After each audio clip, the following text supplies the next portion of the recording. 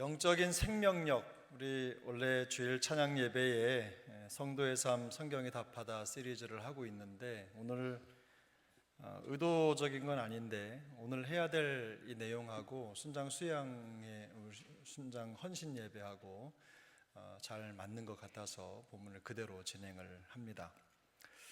생명력이라고 하는 것은 그야말로 우리가 생각하는 심장이 뛰는 거죠. 심장이 뛰는 거고 실제로 영적이라는 말이 붙으면 이제 이게 성령과 연관이 됩니다. 그래서 성령을 통해 하나님과의 관계 속에서 지속적으로 공급받는 에너지 정도로 해석을 할 수가 있죠.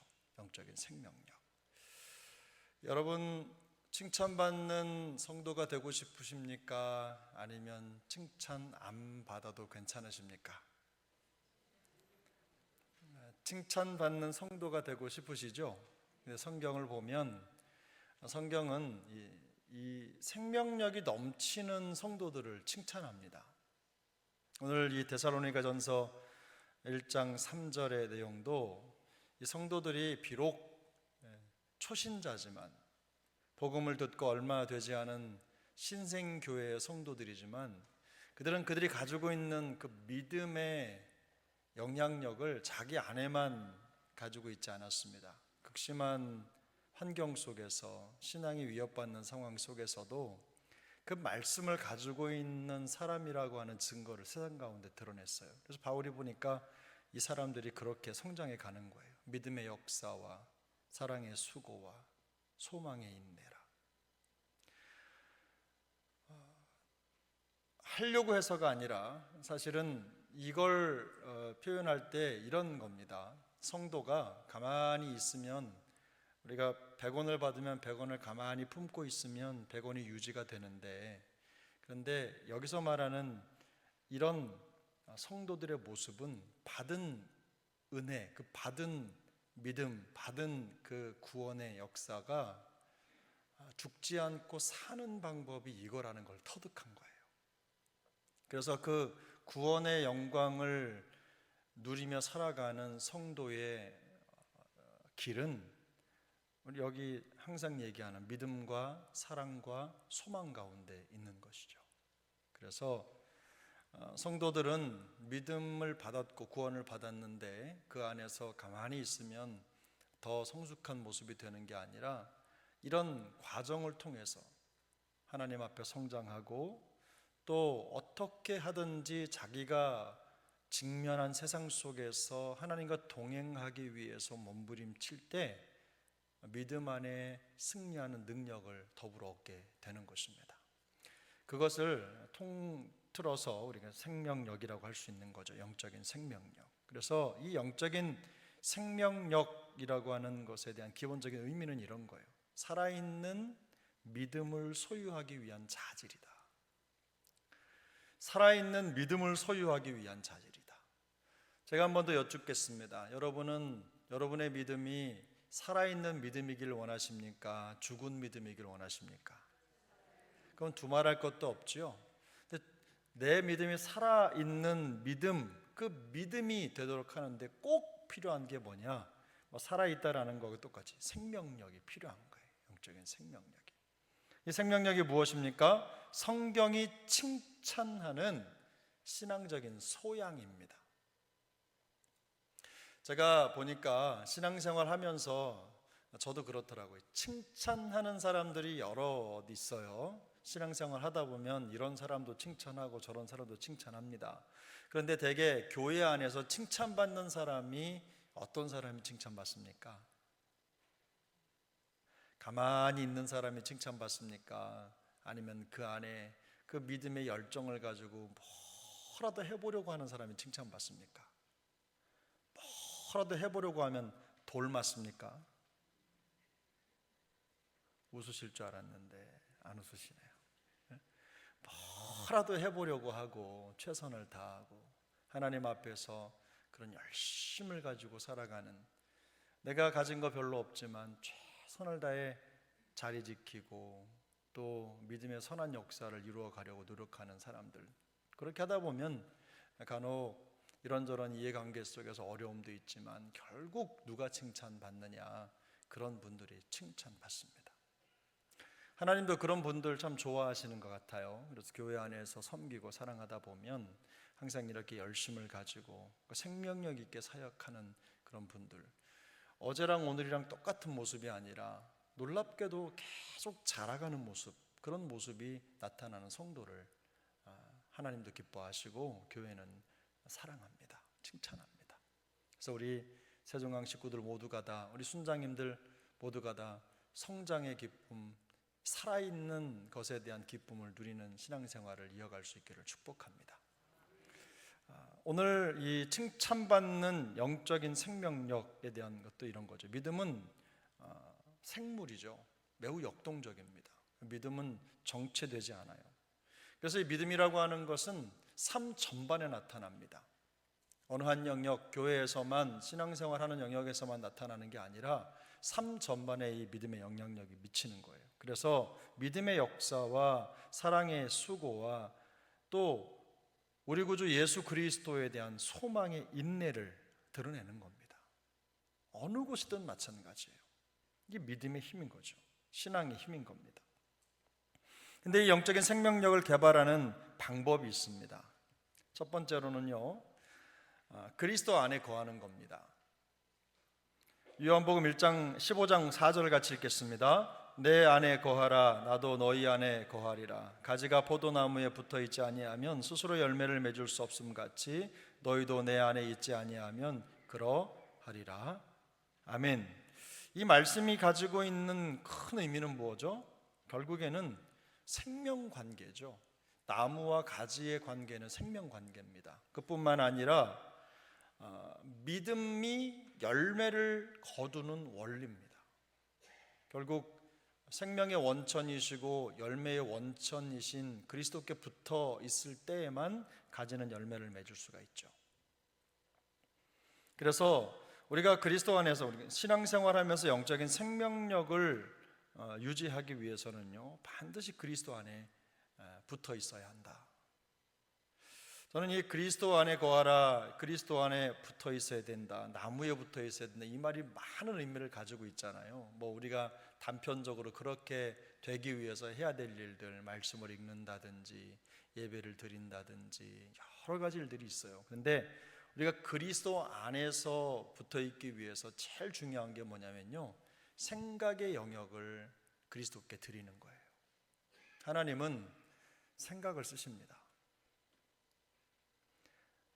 내 헌신, 내 충성, 그거 중요합니다. 그런데요, 생각이 달라도 충성하는 것처럼 보일 수 있거든요. 내 마음속에 뜨거운 열정이 없어도 그저 있는 자리 지킬 수 있어요. 근데 하나님은요, 놀랍게도 우리의 생각을 쓰십니다. 남들이 보지 못하는 그 생각의 영역에 담겨 있는, 마음에 담긴, 내 머릿속에 담긴 그 생각을 하나님이 재료로 쓰시는 거예요. 오랜 시간 교회 봉사를 하는데 가면 갈수록 빼짝빼짝 말라있는 분 있잖아요. 그런 분들이 있거든요. 저도 많이 봤습니다. 그렇게 빼짝빼짝 마르는 이유가 뭐냐면요, 교회에 소속이 돼서 열심을 다해 봉사도 하고 뭔가 하는 것 같은데요, 그 마음의 생각의 바탕이 그리스도와 연결이 안 된 거예요. 마음은, 생각은 말씀의 영토가 돼야 돼요. 그래서 생각을 하고 또 마음을 이렇게 정리하고 만들어가는 과정에 항상 우리가 주의해야 될 게 뭐냐면요, 말씀적으로 우리가 들은 말씀의 가르침을 받은 대로 내 생각이 움직이도록 계속 거기에 에너지를 공급해야 되는 겁니다. 의도적인, 그리고 의지적인 결단과 또 결심이 필요한 거예요. 우리가 부패했기 때문에 또 아주 눈만 뜨면 죄가 보이잖아요. 귀만 열면 죄가 들리잖아요. 또 입을 벌려 말하다 보면 어느샌가 죄를 말하고 있을 때가 많아요. 그래서 의지적으로 우리의 생각에, 머릿속, 우리 안에 있는 이 시스템을 말씀으로 자꾸 바꿔내고 또 조정하지 않으면 언제든 우리는 그리스도와 분리될 수 있습니다. 교회 안에 있으면서도 그리스도와 분리된 삶을 얼마든지 살 수 있는 거거든요. 그래서 이 그리스도 안에 거함이라고 하는 거 제일 중요한 게 우리의 생각의 영역을 그리스도께 드리는 것이다 라는 걸 기억하셔야 됩니다. 두 번째는 그리스도의 형상을 본받으려 한다. 그리스도의 형상을 본받는다라는 말을 많이 들어보셨죠? 이게 뭐죠?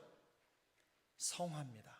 성화. 한 번에 이루어지지 않는, 그러나 살아있는 동안 그리스도 그 분량에까지 자라가기 위해서 우리가 최선을 다하는 거예요. 근데 여기 그에게까지 자랄지라 이 표현을 잘 뜯어보면요, 이런 면이 담겨 있어요. 어떤 것 하나만 자라는 게 아니라 모든 면에서 균형 있는 성장을 말하는 거예요. 모든 측면에서. 인격적으로 성숙한 분들을 보면 어떤 생각이 드시나요? 균형이 참 잘 잡혀 있죠. 성품의 균형이 대단히 잘 잡혀 있습니다. 그러나 이게 조금 삐뚤어지면 한쪽은 어떨 때는 좋은데 어떨 때는 안 좋고 이렇게 되면요, 이게 성숙이 필요한 겁니다. 이게 뭔가 밸런스가 안 맞는 거예요, 균형이. 그래서 그리스도 안에서 자라가는 이 성화의 방향은 항상 균형입니다. 균형. 영성이라는 말 들어보셨죠? 영성. 이 영성, 기독교 영성, 우리가 말씀대로 살아가는 이 영성이라고 하는 말도 뜯어보면, 영성이라는 말의 영어 표현을 뜯어보면 거기에 어떤 의미가 담겨 있냐면 균형이라는 의미가 담겨 있어요. 그래서 하나님 앞에서 살아갈 때 우리가 육도, 영도 다 똑같은 수치로 자라가도록 그리스도의 형상을 본받는 것, 대단히 중요합니다. 우리가 흔히 하는 말로 영적인 생활이라고 하면 육적인 걸 무시하게 되어 있습니다. 그래서 마치 교회에 와서 기도하고 말씀 보고 예배 드리는 것만 거룩하고, 집에서 밥 먹고 잠자고 아이들과 대화하고 뭐 이런 것들은 거룩하지 않은 그냥 사생활이고 세속적인 거라고 생각할 수 있어요. 그래서 밖에 나가 운동하고 이러는 거는 거룩하지 않은 것처럼 생각하는 분들이 간혹 있는데 그거 잘못된 겁니다. 신앙생활은 그렇게 이분법적으로 이건 영이고 이건 육이고 이거는 거룩이고 이건 속하고 이렇게 나눌 수가 없어요. 우리가 몸과 영혼이 죽기 전까지는 떨어질 수 없는 것처럼 우리의 영성은 우리 육체와 마음과 생각과 영혼이 항상 같이 가는 겁니다. 그래서 모든 면에 균형을 잡는 게 굉장히 중요하다는 것. 그래서 우리가 성화를 꿈꾸고 성화를 이루어갈 때 그 논리가 명확하게 일치합니다. 그래서 그리스도를 닮아간다는 것은 단지 우리 영혼의 일만이 아니라, 단지 우리 육체의 일만이 아니라 영과 육, 우리 영혼을 모두 포함하는 전인격적인 일이다라는 걸 기억하셔야 돼요. 우리 순장님들도 마찬가지죠. 순장 사역을 하시고 저나 우리 순장님들이나 이제 같은 영역의 사역을 하잖아요. 영혼을 보필하고 돕는 목양 사역을 할 때 제일 중요한 게 뭡니까? 바로 이런 균형이에요. 뭐 더 잘하고의 문제가 아니라 얼마나 더 열심히 그리스도의 형상을 본받으려고 노력하면서 그 직을 감당하느냐, 이게 우리에게 참 중요하지 않습니까? 바로 거기에 키가 있는 겁니다. 세 번째는 유혹을 저항하는 겁니다. 유혹.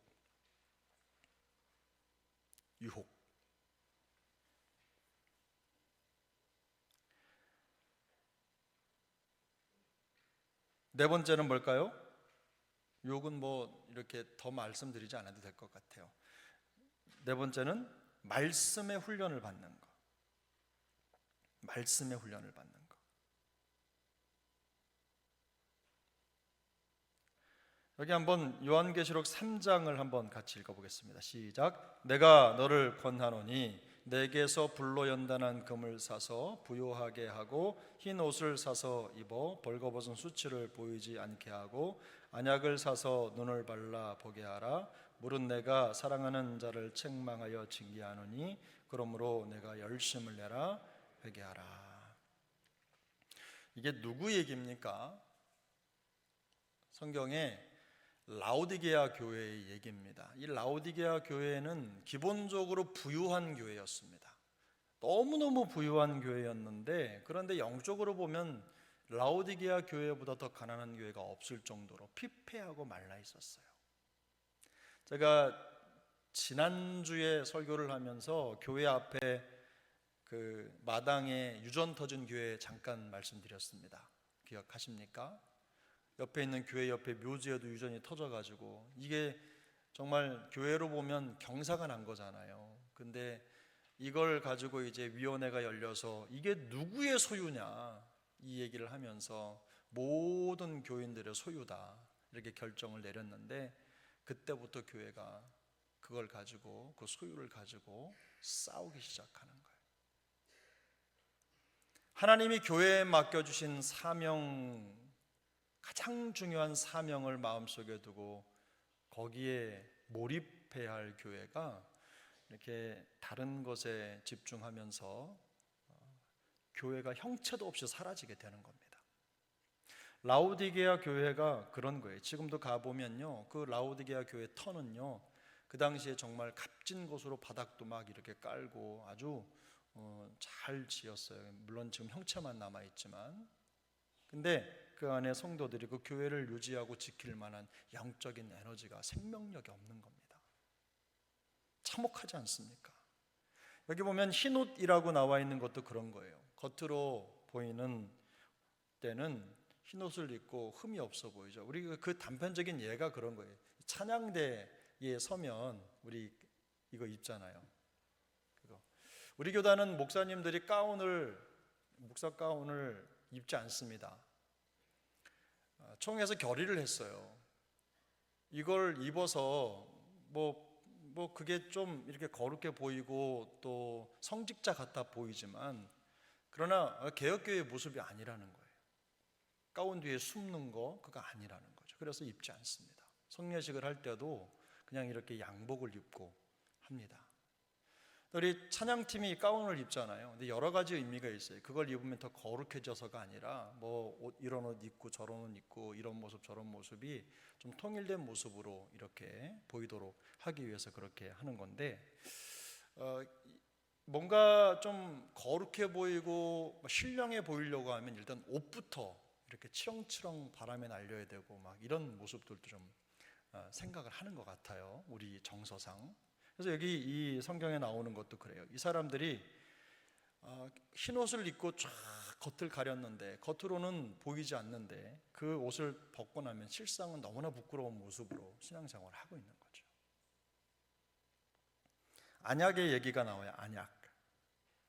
여기 보면 안약을 사서 눈에 발라 보게 하라 이렇게 나오는데, 왜 그럴까요? 영적으로 보면 눈이 멀었다는 겁니다.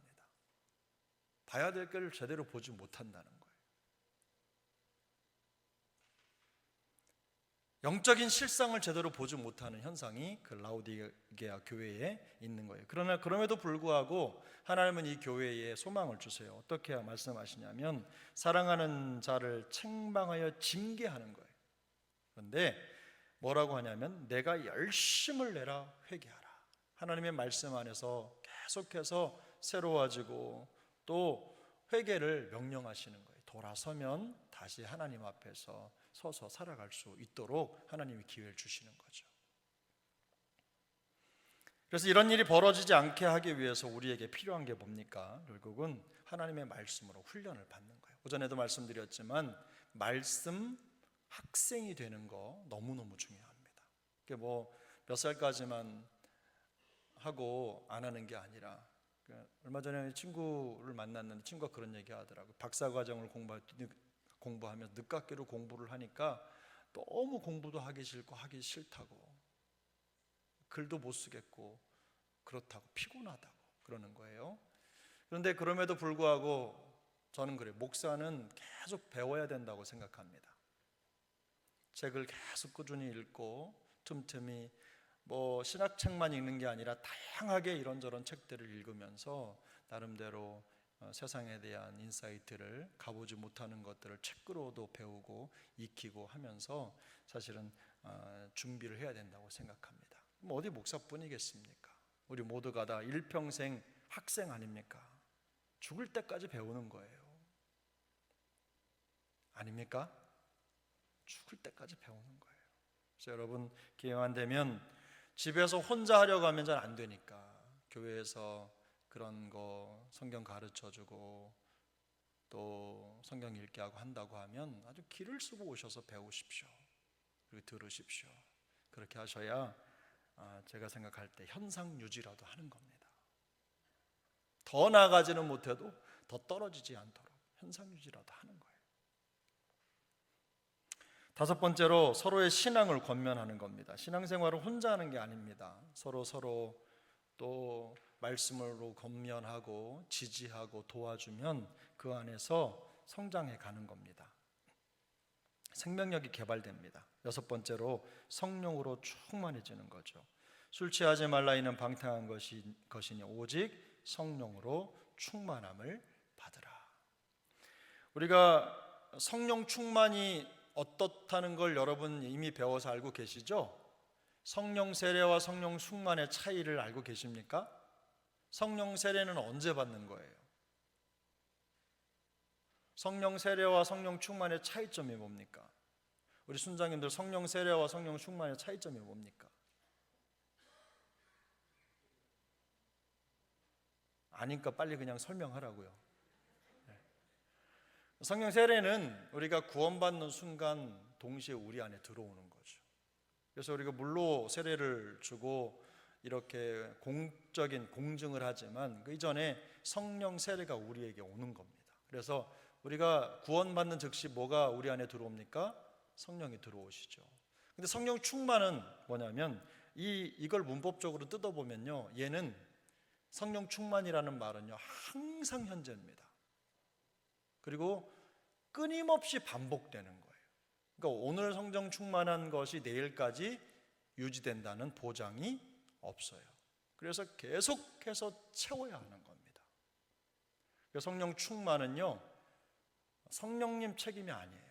우리가 열심을 다해 성령 충만을 갈망하고, 나중에 나오지만 영적인 생명력이 없는 분들은요 말씀에 대한 갈망, 성령 충만에 대한 갈망이 없습니다.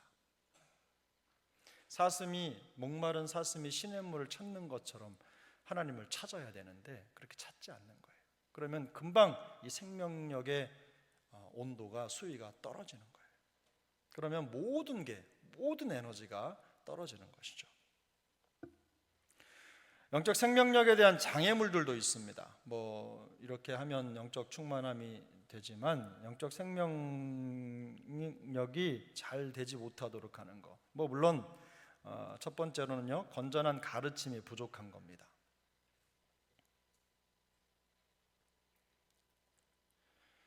그래서 교회에서 가능한 한 훈련, 가능한 한 양육 이런 거 열심히 하려고 하는 교회가 좋은 교회입니까? 나쁜 교회입니까?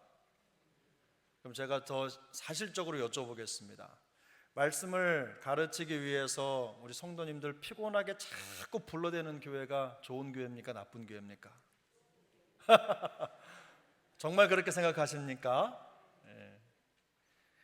부르라면 불러라, 나는 내 길 간다, 이렇게 생각하시면 안 되고 교회에서 열심히 가르치려고 하면 여러분 오셔서 배우시고 또 영적인 신앙의 소양을 잘 키워가시길 바라요. 옛날에 이 소양이라는 말 많이 들어보셨죠? 책을 읽으면 사람이 이렇게 소양이 성숙한다 얘기하잖아요. 성도의 소양, 영적인 소양이 성장하고 채워지는 방법은 생각보다 많지 않습니다.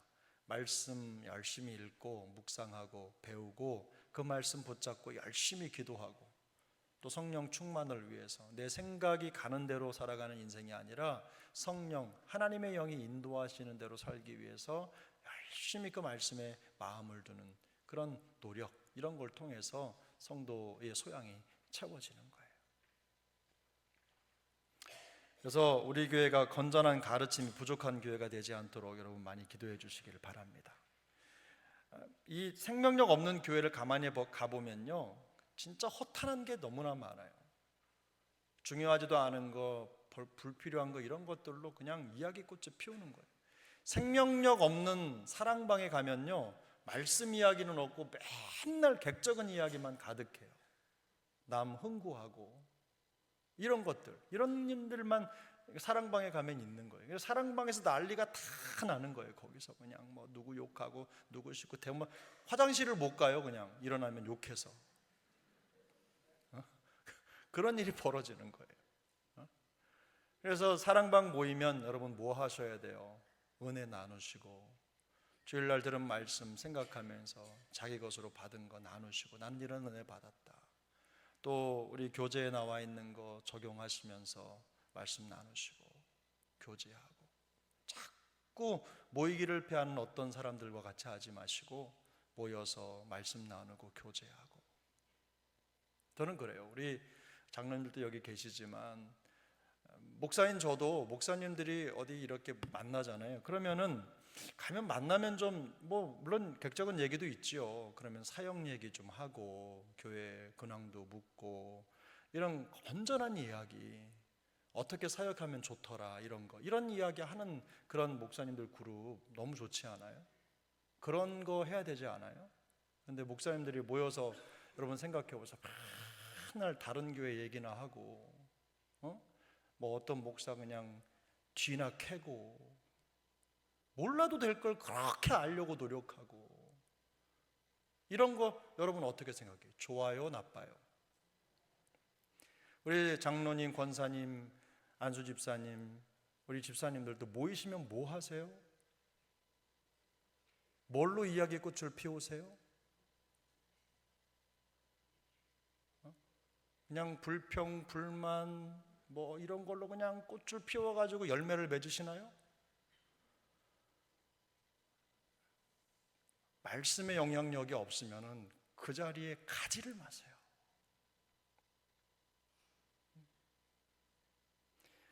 여러분 이거 너무너무 중요해요. 건강한 교회, 성장하는 교회 가보세요. 모이면 은혜 나눠요. 사랑방이 잘 되면요, 순장님, 순원들 모여서 뭐 해요? 하나님이 지난주에 어떤 은혜 주셨는지 말씀 묵상하면서 받은 은혜 나누고, 순장님 제가 지난주에 이 말씀 읽고 너무너무 마음이 힘들었는데 하나님이 은혜 주셨어요. 이런 이야기. 그리고 순장 그냥 순원 등 토닥거리면서 같이 기도하고, 너무 그러는 모습이 예쁘니까 가서 밥도 사주고 자녀들 이야기도 하고 위해서 기도하는 거 잘 해보려고 하는데 안 된다는 거, 이것도 나쁜 거 아니거든요. 그런 나눔하고 그런 게 건전한 겁니다. 그런 게 건전한 거예요. 아까 말했죠. 안 가졌는데 흰 옷 입고 그냥 안약이 필요할 정도로 정상적인 게 보이지 않는 그 영적인 자기 스스로를 보지 못하는 그런 상태에 놓여져 있는 것, 진짜 문제가 되는 겁니다. 그래서 우리 세종안교회 장로님들, 세종안교회 안수집사님들, 세종안교회 권사님들은 모이기만 하면 은혜 나눔이 있기를 예수님의 이름으로 축복합니다. 그냥 그런데 아니면요, 안 계셔도 돼요. 그런 모임은 없어도 되는 모임이니까. 그런 거 하려면 저기 나가서 노인정 가서 하세요. 노인정 가서 거기 가서 화투를 치시든지 직구땡을 하시든지. 맞나요? 직구땡? 섰다를 맞죠? 그걸 하시든지. 교회에 와가지고는요, 모이면 직분자들이 모여서 있으면 다 사단이 어디서 나? 거기서 나는 거. 말씀의 은혜를 나누고 헌전한 성경 말씀을 가지고 서로 권면하고, 마음이 상처받고 힘든 영혼이라도 같이 모이면 그곳에 가서 치유를 받아야지. 더 병이 들어가지고 그러면 안 되잖아요. 우리 교회가 그렇게 건전한 하나님의 말씀의 은혜를 나누는 그런 공동체가 우후죽순처럼 일어날 수 있기를 축복합니다. 두 번째, 기본적인 가르침을 넘어서 더 이상 발전하지 못하는, 더 이상 발전하지 못한다. 제가 해명을 해야 되겠네요. 2번 가기 전에. 왜 직구땡 섰다를 그렇게 목사가 잘 아냐. 저희 아버님이 옛날에 그걸 그렇게 하러 다니셨어요. 예수 안 믿으실 때. 그래서 그것 때문에 저희 교회 흑역사지만 어머님하고 막 다투기도 하시고, 그래서 우리 아버지가 말씀하시는 거 섰다 직구땡, 그래서 그때 알았어요.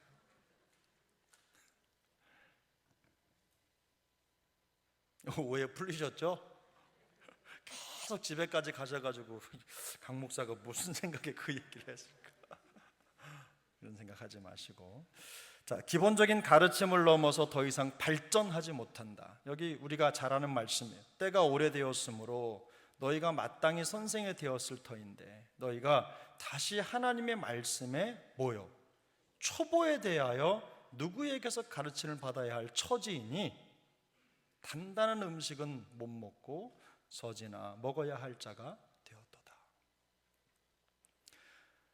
사랑하는 여러분, 제가 우리 권사님, 장로님, 집사님들 혼낼 처지는 아니지만 그래도 목사가 이게 아니라고 말할 수는 있는 거 아니에요? 신앙적으로 보면 그래요. 어때요? 여러분 어떻게 생각하세요? 어떻게 생각하세요? 말을 못해. 삐져가지고요. 내가 자꾸 교회에 와서 권면을 듣는데 삐진다고 생각하면요, 내 영적인 상태를 돌아보셔야 돼요. 맨날 젖이나 먹고 딱딱한 거 먹지 못할 상태로 그대로 가는 거예요. 맨날 돌봐주기를 바라고 일평생 돌봄만 받지 누군가를 도와주지 못하는, 기적이 필요한 어린아이 100명 있어봐야 옆에 있는 똥 싼 아이 기저귀 못 갈아줍니다. 그 기저귀 갈아주려면 기저귀 갈아줄 만큼 어른이 있어야 되는 거예요. 그런 어른이. 근데 교회에 그런 어른이 있어야 연약한 사람도 도와주고 정말 자기 주체 못하는 사람을 이끌어 갈 수 있는 거예요. 근데 다 어리면 그 교회가 어디 성장한 교회, 성숙한 교회라고 말할 수 있겠습니까? 그래서 우리 교회는 처음에야 다 그렇지만 갈수록 기저귀 찬 성도보다 그거 갈아주고 얼레주고 도와주는 성숙한 성도가 많은 교회 될 수 있기를 소망합니다. 우리 순장님들이 그런 역할을 하는 거예요. 순장 역할을 하다 보면 순원들 중에는 그런 분들이 있거든요.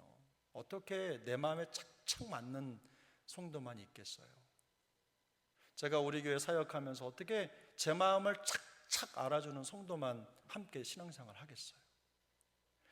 착착보다 안 착착이 훨씬 더 많거든요. 그러면 어떻게 하겠냐고요? 순장님들 어떻게 하시겠어요? 그래서 기도하는 거예요. 그래서 틈만 나면 혼자 있는 거예요. 주님의 뜻도 묻고 말씀도 뒤적거리고 책도 찾고. 순장님도 사역하시면서 그럴 거예요. 이제 영혼들을 보필하다 보면요 알게 됩니다. 여러분 그거 아세요? 일평생 목양을 해보지 않은 사람은요 목양자의 마음을 모르는 거예요. 우리가 예수님의 마음을 다 알 수 있습니까? 절대로 다 알지 못해요. 예수님의 그 아픔, 그 영혼들, 길 잃어버린 목자 잃은 양 같은 그 영혼들을 바라보시면서 그 창자가 끊어질 정도의 마음의 고통과 아픔을 가지고 그들을 바라보셨던 그 주님의 마음을 우리가 글로 읽어서 이렇다라고 설명을 할 뿐인 거지 그 마음을 우리가 어떻게 다 이해하고 받아들일 수 있겠어요? 우리 그릇으로는 어렵거든요. 그래서 신앙생활 하는 동안 리더로 섬기는 동안요 그걸 배우는 거예요. 저는 그렇게 생각해요. 속속에는 순원이 있을 수 있습니다. 그런데 그럼에도 불구하고 그 영혼들을 품고 기도하고 맡겨주신 생명 하나님이 옮길 때까지 또 새롭게 개편도 하고 하잖아요. 그럴 때까지 할 수 있는 한 최선을 다해서 보필하고 섬기는 것입니다. 그것이 순장의 역할이고 우리 어른된 분들의 역할입니다. 그래서 우리의 사명이 있다면 날마다 성장해 가는 거예요. 발전해 가는 거예요.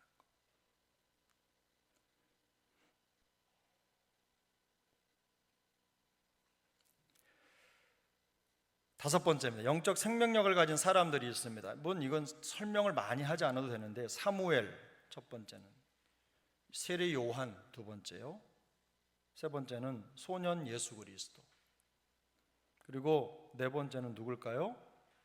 바울입니다. 근데 여기 1번, 2번, 3번의 성경 구절의 특징을 보세요. 이런 표현들이 있어요. 점점 자라가매 은총을 더욱 받더라. 아이가 자라며 심령이 강하여지며 이렇게 되어 있죠. 3번도 아기가 자라며 어떻게 해요? 강하여지고 하나님의 은혜가 어떻게? 그 위에 있더라. 4번 사울은 힘을 더 얻어 예수를 그리스도라 증언하니. 이게 무엇입니까? 그래서 이 시대에 나타난 사무엘이나 세례 요한이나 그리스도의 성장 바울 이런 분들은요, 단순히 그 사람 한 사람의 인생이 아니라 그 사람을 보면 그때의 시대상을 알 수 있고 하나님이 그들을 통해서 어떤 일을 하실는지를 예측할 수 있는 겁니다. 가장 어려울 때 태어났어요, 사무엘도. 그런데 이스라엘 역사를 통틀어 놓고 봤을 때 사무엘이 그 와중에 자라간다는 것은 하나님이 그 나라를 구속하시고 새롭게 할 그 때가 점점점 다가온다는 뜻이거든요. 영적인 의미가 있는 거예요. 그래서 우리가 어린아이의 모습으로 멈춰서 있지 않고 계속 이렇게 은혜 안에 자라간다는 것은 분명히 특별한 의미가 있는 줄로 믿습니다. 우리 세종항 식구들이 그런 은혜를 누리게 되시기를 축복합니다. 영적인 생명력의 결과가 있습니다. 두말할 것도 없죠. 1번은 뭡니까? 영적 성장입니다. 성장하면 뭘 맺습니까? 열매를 맺죠. 오직 성령의 열매는 사랑과 희락과 화평과 오래 참음과 자비와 양성과 충성과 온유와 절제다. 근데 이 갈라디아 5장 22절 23절을 볼 때 여러분이 꼭 기억하셔야 되는 게 뭐냐면, 우리가 성령의 열매가 몇 개죠? 9개인데 성령의 열매가 9개를 달고 있는 맨 앞에 표현하는 오직 성령의 열매는 이게요, 하나를 의미한다는 거예요. 하나. 그래서 성령께서 우리 안에 열매를 맺게 하시는데 어떤 사람에겐 사랑만 있고 오래 참음은 없고 자비는 있고 충성은 없고 이런 일이 없다는 겁니다. 그래서 성령의 열매를 맺는 것은 이게 하나라는 거예요. 성령의 열매 안에는 사랑과 희락과 화평과 오래 참음과 자비와 양성과 충성과 온유와 절제, 이 모든 것들이 다 있는 거예요. 그래서 우리가 성숙하다는 건 아까 말씀드렸잖아요. 뭐요? 균형이 잡혀 있다. 그런 영성을 우리가 추구하는 거예요. 두 번째로는 다른 사람에 대한 사랑입니다. 사랑이죠. 그의 계명은 이것이니 곧 그 아들 예수 그리스도의 이름을 믿고 그가 우리에게 주신 계명대로 서로 어떻게 하라고요? 사랑할 것이니라. 사랑. 이건 두말할 것도 없습니다. 세 번째는 뭘까요? 기뻐함. 주 안에서 기뻐. 그런 찬양이죠. 주 안에서 기뻐해. 주 안에서 기뻐해. 안 들어보셨어요? 오늘 내 영이 주를 찬양합니다. 이 찬양도 보면 기쁨이잖아요. 주의 자비가 내려와 이거 모르시는구나. 해요 막 하면서 기쁨 뭐예요? 마음속에 주 안에서 그 기쁨이 넘치는 거예요. 네 번째, 영적 인내입니다. 인내. 게으르지 아니하고 믿음과 오래 참음으로 말미암아 약속들을 기업으로 받는 자들을 본받는 자 되게 하려는 것. 제가 보니까 사역도 인내가 참 중요하더라고요. 그런데 반대도 있어요. 영적인 생명력을 잃을 때 우리에게 나타나는 현상이 어떤 현상이냐? 영적인 생명력을 잃을 때 어떨 것 같아요? 첫 번째로는요, 영적 침체가 나타납니다. 이 영적 침체라고 하는 건 뭐냐면 기도와 말씀에 대한 갈망이 사라지는 거예요. 그게 침체입니다. 내가 먹을 게 없어서 그냥 궁핍한 거, 이게 침체가 아니에요. 기도와 말씀에 대한 열망, 갈망이 없어지는 거예요. 두 번째로는 무기력이에요. 나태와 무기력. 믿음 생활에 나태와 무기력만큼 큰 적이 없어요. 시간이 얼마나 빠른지 몰라요. 여러분, 하루 정말 빨리 지나가잖아요. 아침에 깨고 조금 있으면 그냥 하루가 끝나요. 멍하는 사이에 하루가 그냥 가는 거예요.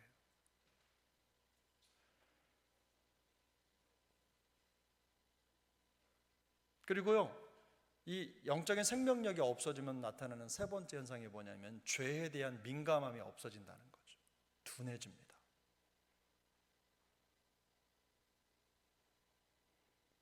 그리고 하나님과의 관계가 단절되죠. 소통이 안 되는 거예요. 영적인 생명력을 잃어버리면 어떤 현상이에요? 생명의 원천인 그리스도와 분리된 거니까 결국 그렇게 되면 어떻게 돼요? 열매가 없는 거예요. 삶 속에 신앙의 열매, 영적인 열매가 맺지 않는 거예요. 열매 없는 신앙생활을 계속하게 되는 거예요. 자, 영적인 생명력을 잃을 때 영적으로 침체된다. 말씀과 기도에 대한 갈망이 없어지는 거예요. 믿음의 나태와 무기력이 생기죠. 죄에 대한 민감성이 둔화되고 하나님과 관계가 단절되고 또 신앙생활의 열매가 없어지는 겁니다. 그러므로 영적인 생명력은 첫 번째로 살아있는 믿음을 위한 어때요? 자질이다. 살아있는 믿음을 위한 자질이다. 그리고 두 번째로 그리스도를 본받는 영적 성장의 길이다. 그리고 세 번째로 말씀 실천을 위해 반드시 필요한 소양이다. 사랑하는 우리 순장님들, 하나님이 우리에게 순장의 사명을 맡겼다. 또 우리에게 직분을 주셨다. 저로 보면 저에게 목사의 직분을 하나님이 맡기시고 담임 목사라는 책무를 주셨다. 그러면 그게 무엇을 의미하느냐 하면요, 제 안에 이 영적인 생명력이 없으면 안 된다는 걸 시사하는 거예요. 내가 생명을 맡았다라는 건요, 내가 그 생명을 보호할 수 있을 만큼 강해야 된다는 걸 의미합니다. 여자는 약합니다. 그러나 엄마는 강합니다.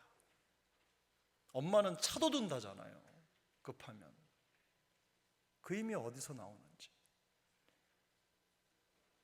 우리가 인간적으로 보면 약하지만 그러나 사랑하는 여러분, 성도는 강합니다. 성도는 강합니다. 왜 그렇죠? 주님이 우리의 능력이시니까 강합니다. 우리 순장님들도 앞으로 이런저런 우여곡절도 많겠고 힘들겠지만 그러나 주님이 공급해 주시는 이 영혼의 생명력으로 견뎌내시기를 축복합니다. 우리 주님이 맡겨주신 귀한 사명을 힘있게 잘 감당하시고 결국은 우리에게 이 사명을 주실 때는요, 하나님이 우리가 그만한 그릇이기 때문에 주셨다고 저는 믿어요. 나는 그렇게 생각하지 않는다고 하더라도 우리 교회 직분자, 장로님, 권사님, 안수집사님 다 마찬가지입니다.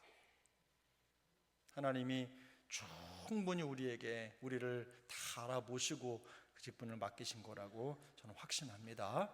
그래서 은혜 중에 내 힘으로 하면 안 되니까 성령 하나님께서 부어주시는 그 능력으로, 에너지로, 힘으로 모든 것을 잘 감당하는 생명력 있는 하나님의 사람들 다 되시기를 예수님의 이름으로 축복합니다.